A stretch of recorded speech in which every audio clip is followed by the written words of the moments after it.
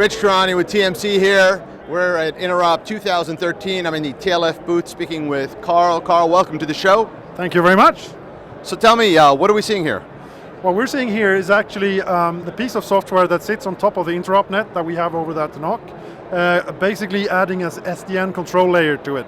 So it's a piece of software that sits in the middle of the network and provides all the nice abstractions for programmers and centralized management that you would expect from an SDN network. Basically taking this very impressive, very extreme network of 70 pieces of hardware from 17 different vendors and making it to a one programmable whole, giving complete control over these parts. So that's what actually drew us in here, and of course we have to entertain some of the floor walkers as well, so hence the booth. So in terms of deployment in enterprises and other environments, walk me through some of those scenarios and how you solve problems for your customers. Sure. So actually the kind of underlying interest in our product comes from the need for automation and programmability, and that usually plays out kind of differently across traditional service providers and data centers. So let me tell you about one of each.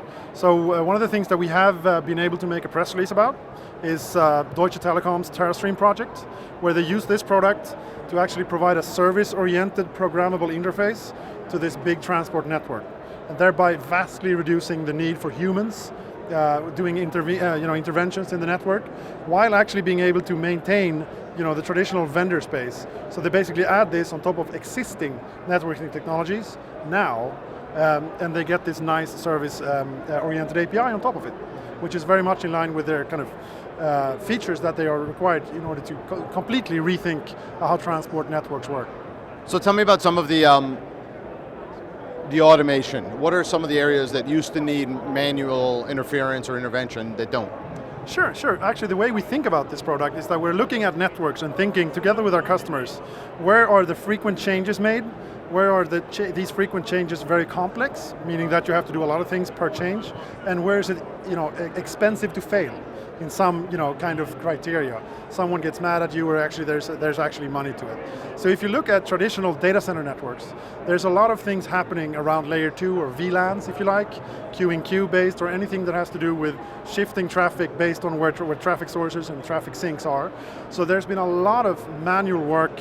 It's very repetitive, very error prone, and this is typically one of the things that our data center audience really want automated. Just get the humans out of the loop and just let our friends, the robot here, do the hard work, right? Because he or she fails much more seldomly, and it's a much more repetitive and repeatable process if there's actually software doing it. So that would be a kind of a canonical example of how data centers would approach this.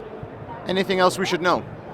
Well, again, you should know that I still think that the Interop network is, people are underinformed about the pretty amazing variety of equipment and a variety of vendors that come together and under a couple of few days stand up a very impressive network using cutting edge features.